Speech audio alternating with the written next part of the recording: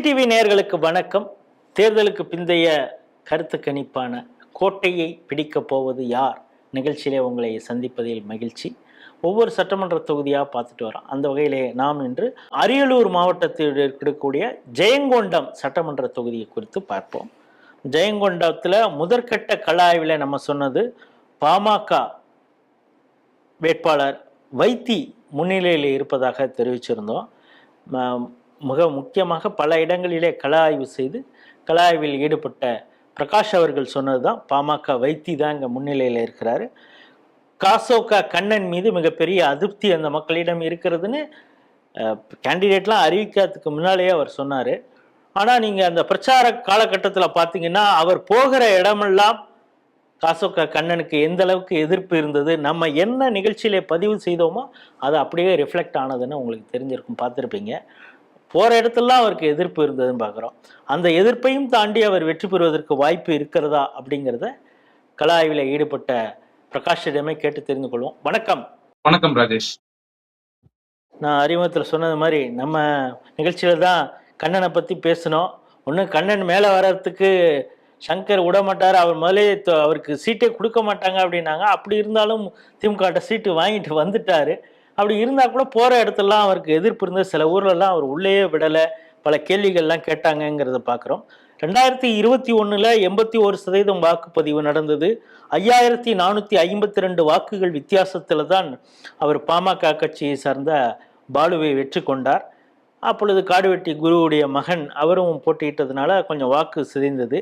இப்பொழுது 2026 அதே போல் பாமகவுடைய ராமதாஸ் தரப்பு அவங்களும் தனியாக நிற்கிறாங்க. ஆனால் 84% வாக்கு பதிவாயிருக்கு. தாவேக்காவுடைய தாக்கம் இங்கே எப்படி இருக்கு, யாருக்கு வாய்ப்பு? இந்த ஜெயங்கொண்டம் தொகுதியை பொறுத்த வரைக்கும் தாவேக்காவுக்கு நல்ல வரவேற்பு இருக்கு. அரியலூரை கம்பேர் பண்ணும்போது ஜெயங்கொண்டத்துல நல்ல வரவேற்பு இருக்கு. ஜெயங்கொண்டத்துல பட்டியல் சமுதாய மக்கள்கிட்ட அதிகமா தாவேக்கா நல்லா சேர்ந்திருக்கு. அதே போல வன்னியர் சமுதாய வாக்குகளும் விஜய்க்கு போகுது. அதையும் நாம சொல்லிதான் ஆகணும். ஆனா யாருக்கு அதிகமா போகுது அப்படின்னு பார்க்கும்போது பட்டியல் சமுதாய வாக்குகள் தான் அதிகமா போகுது. இங்க பாமகவுல இருந்து, அதாவது வன்னியர் ஒரு 10 பேர் விஜய்க்கு ஓட்டு போட்டாங்கன்னா இங்க பட்டியல் சமுதாய வாக்குகள் ஒரு 30-35 பேர் போடுறாங்க விஜய்க்கு ஓட்டு. அப்ப அந்த அளவுக்கு அந்த டிஃபரன்ஸ் வருது. அதனால தாவேக்காவுக்கு இங்க நல்ல வரவேற்பு இருக்கு. அதனால திமுகவுக்கு ஒரு மிகப்பெரிய அடி நிச்சயமா உண்டு இந்த தடவை ஜெயங்கொண்டத்துல. காசோகா கண்ணன் குறித்து நம்ம ஏற்கனவே நீங்கள் பதிவு பண்ணியிருந்தீங்க. அவர் மீது பல அதிருப்தி அந்த மக்கள்கிட்ட இருக்குது. பல இடங்களில் அவருக்கு பிரச்சாரத்தின் போதே எதிர்ப்பு தெரிவித்ததெல்லாம் பார்க்குறோம். அந்த எதிர்ப்பு தேர்தலில் வாக்குகளாக போடும் பொழுது எதிரொலிச்சிருக்குமா? நீங்கள் என்ன நினைக்கிறீங்க? நிச்சயமா காசோகா கண்ணனுக்கு பட்டியல் சமுதாய மக்களே ஓட்டு போட்டிருக்க மாட்டாங்க இந்த தடவை. ஏன்னா பட்டியல் சமுதாய மக்கள் இருக்கக்கூடிய பகுதியில காசோகா கண்ணன் போகும்பொழுது அவங்களும் எதிர்ப்பு தெரிவிக்கிறாங்க. பொதுவா பட்டியல் சமுதாய மக்கள் திமுகவுக்கு எதிர்ப்பே தெரிவிக்க மாட்டாங்க. ஆனா கண்ணன் போகும்போது பட்டியல் சமுதாய மக்களே எங்க ஊருக்குள்ள வராதிங்கன்னு அடிச்சு துரத்தின கதெல்லாம் இருக்கு. நிறைய ஊர்ல அடிச்சு துரத்திருக்காங்க. இவர் போற இடம்லாம் துரத்துறாங்க. இவர் போலீஸ வச்சு சமாளிச்சு பிரச்சாரமே பண்ண விடலங்க கண்ணனை.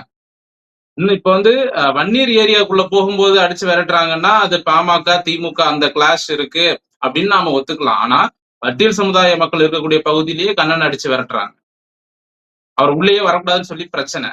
அதனால என்ன ஆகுதுன்னா கண்ணன் மீது அதிருப்தி, திமுக மேல இருக்கிற தனிப்பட்ட அதிருப்திங்கிறது வேற, பர்சனலா கண்ணன் மேல இங்கே இந்த தொகுதி முழுக்க அதிருப்தி இருக்கு. இப்ப நீங்க சொல்லும்போது பட்டியல் சமுதாயத்தினரிடையே மிகப்பெரிய அளவு ஆதரவு தாவேக்காவுக்கு இருக்கிறது அப்படிங்கிறத சொன்னீங்க. அதே நேரத்தில் பார்க்குறோம் இங்கே காடுவெட்டி ரவி அப்படிங்கிறவர் ராமதாஸ் தரப்பிலிருந்து நிற்கிறாரு. அதாவது பாமகவுடைய ஓட்டை, அந்த வன்னியர் சமுதாய ஓட்டுகளை பிரிப்பதற்காக.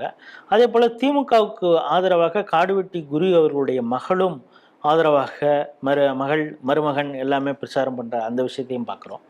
இது எந்த அளவுக்கு வன்னியர் சமுதாய ஓட்டு பிரியும் பொழுது அது காசோகா கண்ணனுக்கு ஒரு வாய்ப்பாக தானே அமையும்?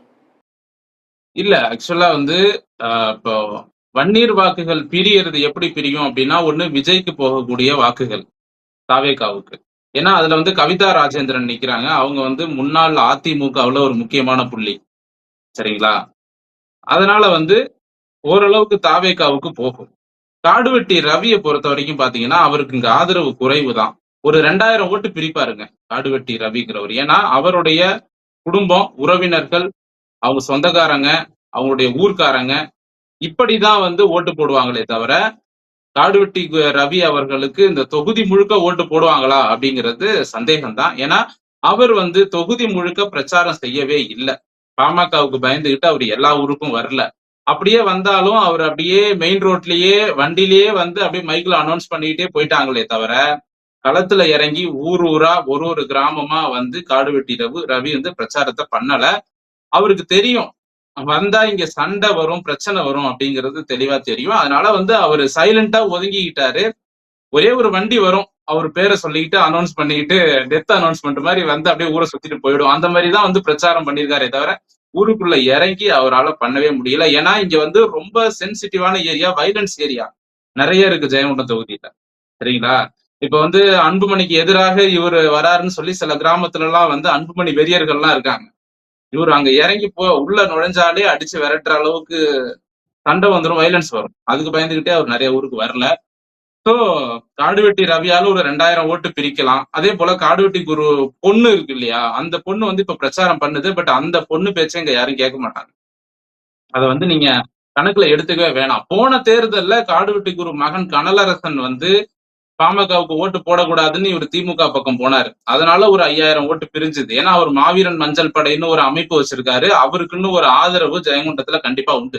அந்த காடுவெட்டி சுத்தி இருக்கிற ஏரியா ஃபுல்லா அவர் பேச்சதான் கேட்பாங்க.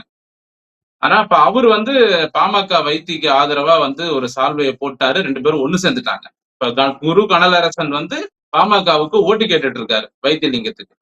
அதனால ஒரு பெரிய பாசிட்டிவா தான் அங்க நம்ம பாக்குறோம். அதே போக கண்ணனோட எதிர்ப்பு இருக்குல்ல, கண்ணனுக்கான எதிர்ப்பு அது பாத்தீங்கன்னா பட்டியல் சமுதாய மக்கள்கிட்ட தான் அதிகமா இருக்கு. ஏன்னா அவர் ஓட்டு 2021 கேட்க வந்தாரு. அதுக்கப்புறம் அவர் வரவே இல்லை. இத எல்லாருமே சொல்றாங்க. சோ அவர் மீதான அதிருப்தி. இன்னொரு உண்மையை சொல்லிடுறேன்.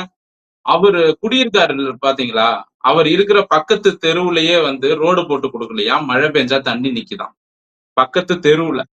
சரிங்களா? அவர் வீட்டுக்கு பக்கத்து தெரு. அந்த மாதிரி இப்ப அந்த உள்ளூர்லயே அதிருப்தி இருக்கு. உங்களை பொறுத்தளவு தேர்தலுக்கு பிந்தைய கருத்து கணிப்பு அப்படின்னா இங்க மீண்டும் பாமகவுக்கு தான் முன்னிலை இருக்கு அப்படின்னு சொல்றீங்க. முதற்கட்டத்துல எப்படி சொன்னீங்களோ அதே மாதிரிதான் இதுகளையும் சொல்றீங்க.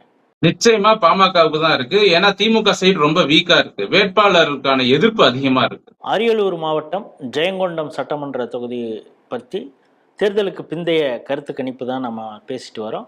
அந்த வகையிலே நாம் முதற்கட்டத்திலையும் இதே தான் சொன்னோம். பாமகவுடைய வைத்தி அவர்களுக்கு ஒரு முன்னிலை இருக்கிறதுன்னு. இப்பொழுது அதை மீண்டும் அதையேத்தான் பிரகாஷ் அவர்களும் சொல்றார். காரணம் என்னன்னா, அந்த அளவிற்கு திமுக வேட்பாளர் மீது எதிர்ப்பு இருக்கு. அந்த எதிர்ப்பும் கூட ஏதோ வன்னியர் சமூகத்திலிருந்து பெரிய அளவு எதிர்ப்பு இல்லை. இவர்கள் நம்பி இருக்கக்கூடிய எந்த ஓட்டு நமக்கு பல்கா கிடைக்கும் அப்படின்னு நினைக்கக்கூடிய அந்த பட்டியல் சமுதாய வாக்குகள் அந்த இருக்கக்கூடிய பகுதியிலே மிக பெரிய அளவு எதிர்ப்பு இருக்கிறது அப்படிங்கிறதும், தாவேக்காவுக்கும் கணிசமான வாக்குகள் இந்த தடவை பிரியறதுக்கு வாய்ப்பு இருக்கிறது.